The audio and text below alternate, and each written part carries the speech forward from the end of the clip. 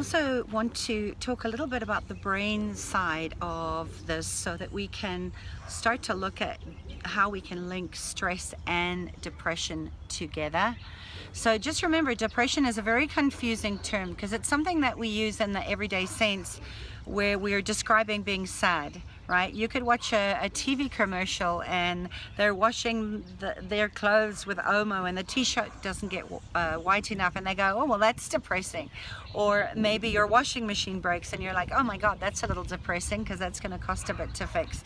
So we use depression as a term very loosely in society today, but there is a medical definition of it. And in medicine, conventional medicine, when they see major depression, that's a very serious medical condition when a person feels sad, hopeless, or unimportant, and they're often not able to live in a normal way, meaning they don't shower, they don't prepare their food anymore, they may not be able to get dressed and go outside. So this is not this is really confusing. When we use the term depression, we're using it very loosely. We're not talking about major depression, which has significant medical meaning. And if you have major depression, and some of you may have experienced that in your lifetime, like I did, and you may need psychiatric help or all kinds of support that I'm not pretending to offer right here within Access Your True Nature. But you know, let's talk about the most extreme level that I work with in integrative medicine. Is going to be mild to moderate depression, and it might not even be the kind of depression that a full-on psychic eval would declare you to be depressed. So I'm not talking about major depression here. Okay, you need to get medical height, and sometimes you need to be institutionalized or have support because you actually are not functional. And the major diagnostic criteria for a major depression, and I know this because I had it myself at one stage, but you know, I'm not talking about treating this, I just want to point it out so you know what the definition is that you have to have 5 of more of the symptoms: depressed mood, feeling sad, significant diminished interest in feeling or no pleasure at all, so like anhedonia, where there's no pleasure feeling whatever.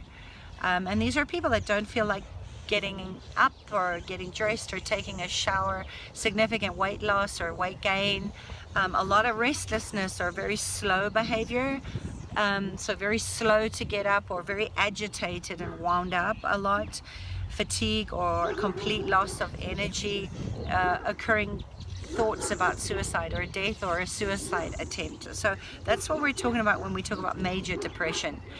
But major depression treated in psychiatric medicine is a whole nother spectrum of psychiatric drugs and all sorts of other stuff, which is a whole nother conversation. But the definition that you want to look at are a couple of these. So unipolar is where a person fluctuates from extremely depressed to being normal, or bipolar, which is what I was diagnosed with, which is where you kind of go through very manic hyper periods where you're up and down and up and down. And there's some great books and resources about that. But you know, I'm definitely not focusing on bipolar depression for this for the sake of this conversation. But if you know someone that's experienced bipolar, you really need to be aware of the fact that it requires medical care beyond the scope of what I'm offering in the Out of the Blues program or this conversation. But depression is becoming more and more of an epidemic worldwide. It's the 4th leading contributor to the global burden of disease. So this is not something that's just happening in South Africa or in America or industrial countries where perhaps we're more socially isolated or more focused on money and less focused on a spiritual life. This is a global epidemic, and the World Health Organization says that by 2020 it'll be the 2nd largest cause of suffering, second to heart disease.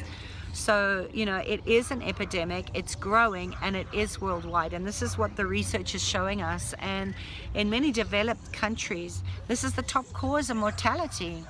So 45% women on antidepressants are more likely to experience strokes. There's so many other things. So in my opinion, this is huge to heal from trauma, because it's impacting every part of our lives. And what's common with people with major depression is that they have an elevated level of glucocorticosteroids. So we're talking about cortisol here, okay? It's a science term. Sometimes they call it glucocorticosteroids. But what they measure in the brains of people that are depressed are very high levels of chemical compounds like cortisol. So, and this is a tricky thing, because when we're thinking about stress or we're thinking about cortisol, we tend to think of somebody being stressed and they're pulling their hair out and they're yelling and screaming and there's a lot of action and activity going on. But for many people who are very, very stressed and depressed, it's more of a simmering, it's a seething, underlying kind of stress. You know, they're not moving and being reactive and yelling and screaming and throwing things. The stress is internal, and this is tension in the body. This is, you know, clenching your jaws. It's like they're a tightly wound coil, and they're fighting this mental battle that's causing this increased level of stress hormones. Okay, so people with depression can be active, but very, very internally active. The mind's racing, the thoughts are going crazy, etc.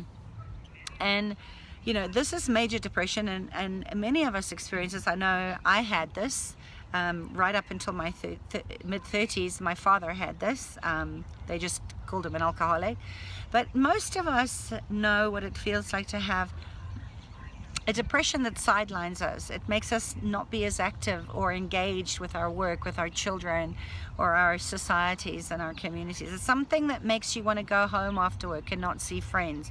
So it can be a level of depression that's nowhere near thinking that you're going to kill yourself, but at the same time, there's just a dissatisfaction with your job or your relationship or your circumstances. So even though we have a very clear definition of chronic depression, the kind of depression I'm talking about here is impacting a lot of people, and that's the sort of underlying stress and depression, where a lot of people have non-medical depression, you know, the type of depression or anxiety that really doesn't require psychiatric care.